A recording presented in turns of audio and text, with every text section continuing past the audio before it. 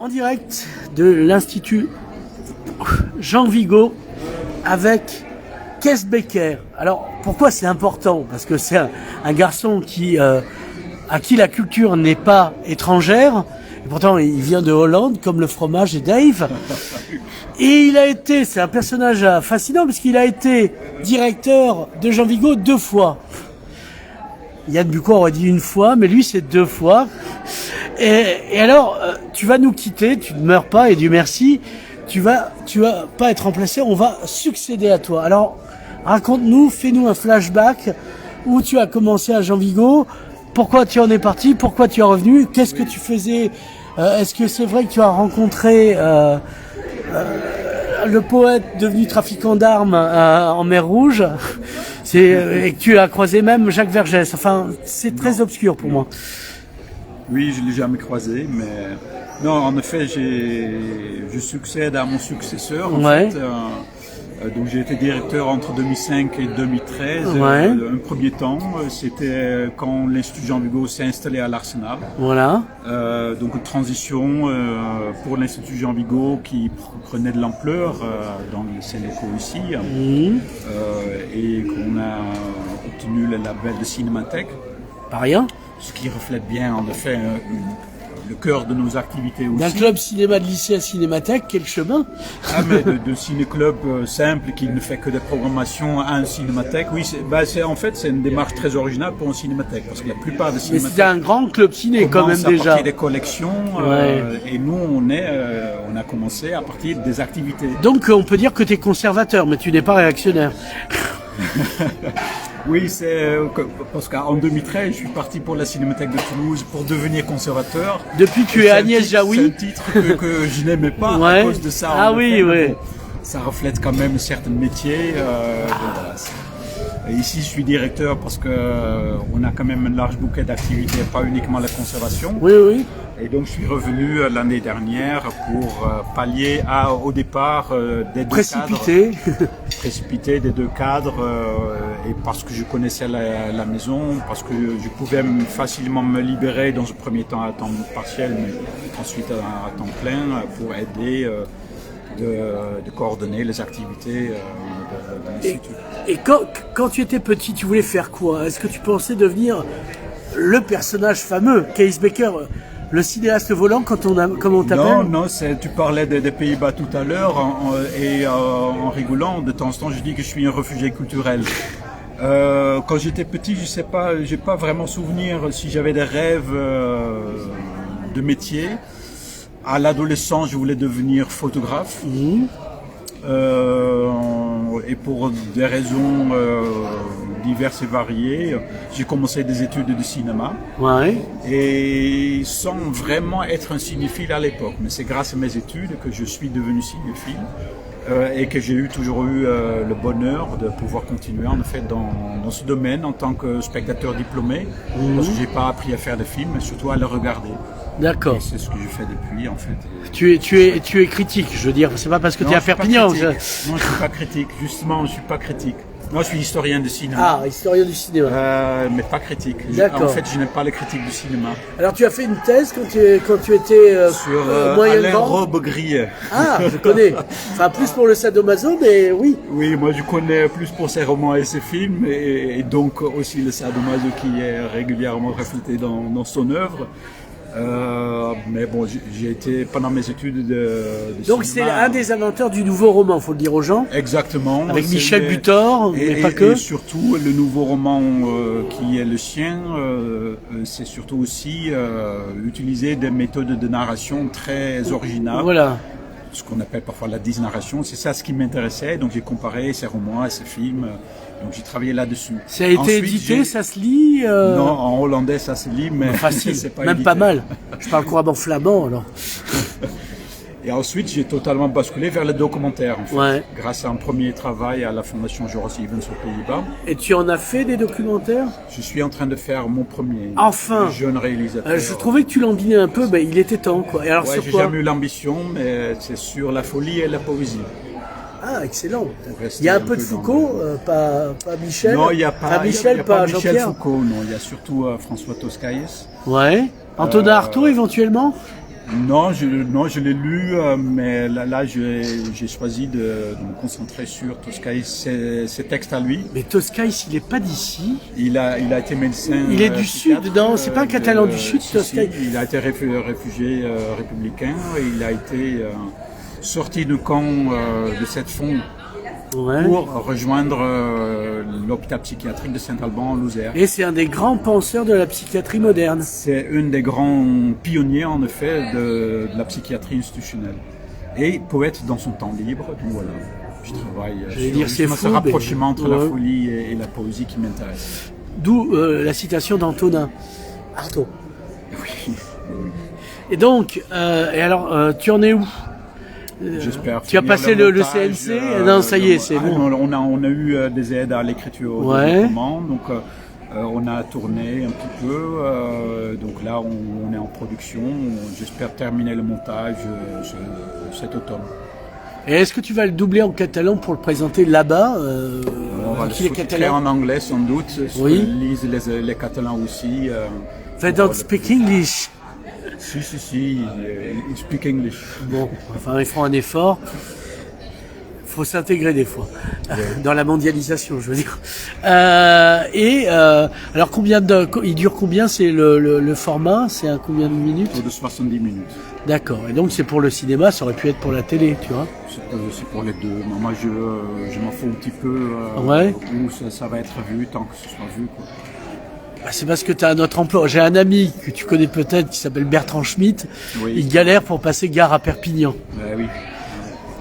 Non, mais la diffusion, c'est difficile pour les films aujourd'hui. Il y en a trop, surtout depuis le Covid où le marché est inondé des films. Donc la diffusion des films, surtout des documentaires, si on n'a pas une chaîne de télévision ou aujourd'hui une plateforme... C'est une question de réseau comme la nouvelle société dans laquelle on vit, c'est une idée, quoi. C'est pas forcément une question de réseau, c'est une question de beaucoup d'énergie, de militantisme et encore d'énergie en effet pour pouvoir... Mais le fait d'être directeur, t'avais des réseaux qui t'ont aidé ou pas? Ça n'enlève pas la qualité au documentaire. Moi, je suis pas tellement dans l'exploitation de mes réseaux pour cela. Je ne te juge pas. Non, parce que je sais pas quand les autres le font. Oui, d'accord. Tu as une éthique, mon Dieu, c'est étrange, c'est baroque. Non, j'ai connu un statoudeur, Guillaume d'Orange, formidable. Mais non, moi, Dave, à part le statoudeur, je connais pas grand-chose. Non, je plaisante, évidemment, puisque comme c'est des marins, finalement, je les aime bien. Je leur pardonne d'être protestants. Oui. Et donc... là, donc tu quittes à nouveau Jean Vigo et tu veux te lancer dans un prochain film. C'est quoi comment tu te rêves désormais? Devenir réaliste, ça n'a jamais été une ambition. Donc c'est peut-être mon dernier film également. Ah d'accord. Non, j'espère pouvoir reprendre. T'as des envies ah ouais? Ce que j'ai démarré il y a quelques années, c'est travailler en tant que consultant sur l'écriture de projets documentaires. Donc j'accompagne. Est-ce que c'est une écriture particulière, faut le dire? Ah oui, c'est une écriture très particulière et même les réalisateurs, quand même parfois aguerris, ont parfois du mal en effet de trouver la bonne dramaturgie. Et au-delà, comme il y a des cahiers des charges via le CNC et autres, il y a des mots qu'il faut dire ou d'autre part. Justement, il n'y a pas forcément un cahier des charges. Le documentaire, c'est pourquoi moi je me suis passionné pour le documentaire. Ah, le documentaire, oui. Il y a beaucoup de liberté, justement. Donc il n'y a pas vraiment un cahier des charges, mais ça reste quand même une écriture aussi. Et c'est pas uniquement poser une caméra et filmer, il faut réfléchir pourquoi poser les caméras là, pourquoi filmer de cette façon, qu'est-ce qu'on veut raconter. Est-ce qu'on peut encore être disruptif vu toutes les commissions pour avoir un peu d'argent? Pour les commissions, parce que Yann Lucquois m'a dit... Il y a une schizophrénie dans le monde de l'audiovisuel et du cinéma par rapport aux commissions, c'est-à-dire pour les commissions on peut être disruptif et ils vous financent virtuellement, mais vous ne trouverez pas une chaîne parce que les chaînes de télévision ne sont plus disruptives aujourd'hui. Même Arte, paraît-il, c'est des oui-dire. Tout fout le camp. Arte est devenu, il y a la case de la lucarne, mais c'est 10 films par an, où avant c'était beaucoup plus important. Oui. Même Arte, ça s'agit, si on veut l'appeler comme ça. Il y a une raison, à ton avis, pourquoi ça... ce qui aurait dû toujours être volcanique pour que ce soit intéressant, c'est ça la culture. Sinon c'est du folklore. Pourquoi ça se refroidit? C'est une aseptisation de la société, je pense. Est-ce que les financeurs, comme tout est tenu par les financeurs, la prudence du financeur ou de l'assureur. Du moment qu'il y a quelque chose qui sort du lot, il faut le couper. Tu veux dire qu'on fait bouillir les scénarios pour éviter les... On pasteurise. On vise un public, c'est-à-dire on vise une audimat. Et pour avoir le plus grand audimat, il faut rester un peu dans les moyens des choses. Et les choses disruptives sont en général dans les marges. Le plus intéressant toujours, mais qui touche le moins de public. Mais nous, on a vécu une période disruptive où la disruption, c'était limite une norme et tout le monde aimait la disruption. Tu parles de quelle période? Avant 60, Bolloré. 70, le Canal Plus d'avant Bolloré, oui, 2,70. C'est parce que depuis la privatisation des chaînes ou depuis les chaînes privées, donc c'est surtout à partir des années 90, en effet, que la télévision a vu multiplication des chaînes qui voulaient tous une part de marché, et pour avoir le plus grand part de marché, il fallait en effet arroser le plus grand dénominateur, c'est-à-dire le public moyen, lambda, mais la majorité silencieuse peut-être. Mais c'est en effet, du moment que ça sort un peu du lot, on perd ce public-là. Mais la nouvelle vague ne pourrait plus exister. Non, mais c'est ça la grande erreur aussi quand on parle. Il y a quelques années, on parlait de culture pour tous. La grande erreur, c'est en effet chercher ce plus grand dénominateur. Ah oui, pour abaisser au lieu justement de chercher la diversité de la culture. Et là, on est en effet depuis quelques décennies, on peut le dire, depuis les années 90. C'est le McDo, quoi. C'est la standardisation de la gastronomie. C'est standardisation, c'est normalisation selon les normes. De ce qui est imposé par les pouvoirs, par la société. Encore une fois, là en effet, tout ce qui est dans les niches, ce qui est niche, ce qui est dans les marges, c'est de moins en moins vendable. Et donc il faut continuer à lutter, il faut soutenir les petits festivals, documentaires ou autres, pour justement qu'ils puissent montrer cet autre cinéma qui existe heureusement toujours, mais en effet est de plus en plus difficile à diffuser. Moi j'ai la chance Il n'y a pas des structures comme un institut Jean Vigo qui est dans le non commercial, donc on n'a pas forcément ce poids de la rentabilité sur nous tout le temps. Il faut quand même un petit peu aussi, parce que nos subventions, vous le savez... pas 30%, on disait, mais... mais c'est justement dans des circuits parallèles comme les cinémathèques, comme le ciné-club, etc., où on peut encore parfois être disruptif. Il faut l'être. Quand j'étais jeune, parce que même moi ça m'est arrivé, aller à une cinémathèque, c'était quelque chose de logique. Aller au théâtre, etc., etc. Moi je commençais par le théâtre. Maintenant, les jeunes ont du mal à aller à Vigo. Pourquoi? Le cinéma et les jeunes, de toute façon, c'est très différent par rapport à il y a 30 ans, 40 ans. Il y a tellement d'autres écrans disponibles pour eux et qui privilègent aujourd'hui que le cinéma, en effet, c'est devenu pour les générations au-delà de 35, 45 ans. Est-ce que on pourrait avoir des influenceurs type Vigo, c'est-à-dire un jeune Salut les petits coups, alors là c'est déjà une vieille référence, c'est les années 80, qui parle de cinéma, mais à la manière d'un influenceur, donc il aurait droit de parler shampoing de temps en temps, pour amener justement le maire de Perpignan et les jeunes à la culture. Oui, il faut trouver les moyens, en effet, mais pourquoi pas, oui. Donc, enseignement et après. J'ai pas de boule de cristal. Non, on verra après. Est-ce que tu as des envies, à part de boire un verre de rouge après l'interview? Envie de liberté, de justement être disruptif parfois peut-être. Est-ce que tu considères avoir vécu tout ce temps dans un cadre, même si ce cadre t'a protégé d'une certaine manière ta liberté, c'est philosophie? Forcément, même dans des festivals, parce que j'ai fait des programmations pour d'autres festivals aussi. Si c'était que à moi et je pouvais faire ma chose à moi, il y aura beaucoup plus de cinéma expérimental ici. D'accord. Parce que j'adore ça, du cinéma documentaire aussi. T'as des noms là qui viennent de réalisateurs? Il y en a plein. Il y a John Smith, Stan Brakhage qui sont peut-être le plus connus.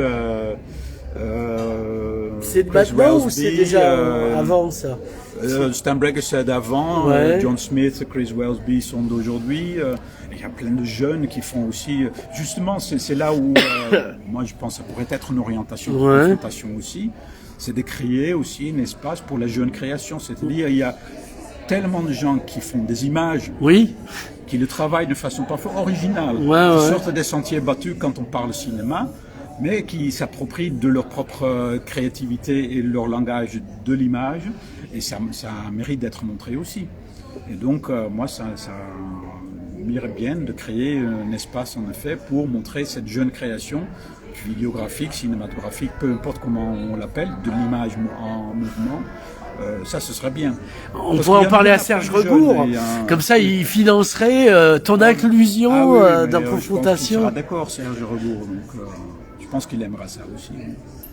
Mais pour revenir sur ta question, forcément, nous aussi, on a des contraintes. Dans une cinémathèque, on a des contraintes aussi. On a le poids aussi de générer quand même des recettes au niveau de la billetterie pour qu'on puisse faire davantage des choses et de temps en temps montrer du cinéma expérimental. Parce que justement, c'est aussi de trouver un équilibre entre ce qui attire un public plus grand, plus important, ce qu'on fait lors des séances d'été par exemple. Il y a même des films chinois de pouvoir montrer aussi des documentaires pointus, poétiques ou du cinéma expérimental. Donc pour nous, c'est un équilibre qu'il faut essayer de trouver. C'est toujours un équilibre fragile. Si c'était qu'à moi j'avais de l'argent, ce serait beaucoup de cinéma expérimental, de documentaires, parce que, encore une fois, pour moi, dans le documentaire, il y a plus de liberté au niveau du langage et du cinéma. Mais apparemment, les gens comprennent pas que s'il faut manger bio pour être en bonne santé, il faut se nourrir aussi bio, intellectuellement. Parlant de ça, pour moi, justement, le message de film militant, par exemple, par rapport au bio, ou l'alimentation, ou l'agriculture, ou l'écologie, ce message passe à puissance 10 du moment que la forme a été soignée aussi, esthétiquement parlant, intéressant, quand il y a une vraie création derrière. C'est beaucoup plus puissant que si c'est un reportage où on vous explique comment il faut penser. Quel film Enfin, moi j'ai fait un documentaire sur Laurent Tsiosek. Je sais pas si tu l'as vu. Chez les frères Roca. Je filerai le lien. C'était chez les frères Roca, c'était bien. Enfin, on a bien bu, et en plus on fumait le cigare, donc ça allait. Non, j'ai vu Vigneron il y a pas longtemps. Je sais pas si tu as vu. Non, malheureusement. Mais le gars est plus vigneron que cinéaste. Alors, non, mais c'est intéressant du coup. Non, mais il y a parfois des films qui sont peut-être techniquement pas très bien faits, mais qui ont quand même un certain intérêt par rapport à ce qu'ils racontent, ou justement à cet aspect qu'ils ne sont pas dans les normes de la création. Est-ce que tu as un film disruptif sur la bouffe? Puisqu'après tout, là on est à confrontation sur la gastronomie. Un film disruptif, c'est Le Fantôme de la Liberté de Buñuel, Le Discret de la bourgeoisie. Ça, c'est un film disruptif quand même. Et Marco Ferreri dans Les Excès. La Grande Bouffe, malheureusement, on n'a pas pu avoir le film maintenant. Ni Marco Ferreri. Bon, on raconte qu'il est mort. Moi, je le connais. Il fait semblant. Marcello Mastroianni devait venir aussi, mais vraiment. On a essayé de téléphoner. Mais... Et donc voilà. Alors parle-nous, vu qu'on est à l'ouverture du festival et que c'est ton dernier en tant que directeur, qu'est-ce qu'on va avoir droit et c'est ce week-end, même si que ça se passe. C'est quoi la composition? Qu'est-ce qu'on mange? Je ne sais même pas ce qu'on mange, mais au festival, cinéma, en film, oui. Au niveau cinéma, donc il y a justement Le Charme discret de la bourgeoisie de Buñuel, précédé en fin d'après-midi par les gens de Dublin. D'après Joyce, James. Oui, tout à fait. Voilà, l'auteur d'Ulysse. La littérature, un prestige artistique, culturel à l'ensemble. Ensuite, le samedi est dédié en effet autour de l'alimentation, les questions en effet de l'agriculture écologique et en harmonie avec la société. C'est pour ça qu'on a Jean l'Héritier. Il y a le film Vendange avec et en présence de Paul Lacoste. Tampopo, japonais. Drôle japonais samedi soir. Et pour ceux qui veulent rester plus tard et notamment pour les jeunes qui il y a de l'alcool pourraient être intéressés, non, c'est Le Métro de la Mort. Ah. Film de zombies cannibalisme, etc. Ah d'accord, Donc, moi je suis plutôt vampire, enfin et ça, en goût. c'est bien aussi, justement, parce que parfois on pense au cinématexte toujours sérieux, Ouais. ce qui est souvent vrai en même temps, mais on a essayé justement pendant les séances de l'été aussi de proposer des films cultes, un peu série B ou catégorie B, qui sont intéressants et font partie de l'histoire du cinéma. Oui, parce qu'à un moment donné, on a vu pourquoi ne pas montrer cet autre cinéma, les Warriors il y a pas longtemps, par les grands critiques sérieux, mais qui ont toujours eu un public important. Donc pour nous, ça fait partie de l'histoire du cinéma aussi.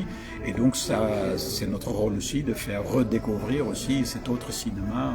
Alors qui y aura cette année? On sait qu'il n'y aura pas de Depardieu, il m'a dit que non, il aurait bien voulu venir, mais non. Pierre Richard, pareil, parce qu'il reste à Gruissant dans ses vignes.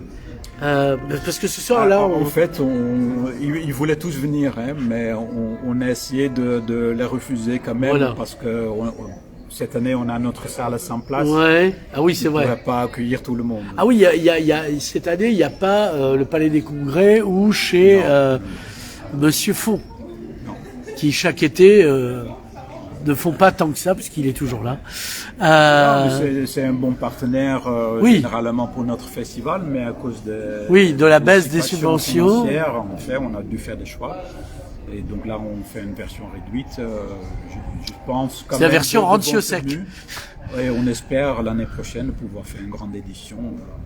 Oui, parce qu'entre-temps, on aura levé des fonds et on aura trouvé le pôle Nord. Voilà.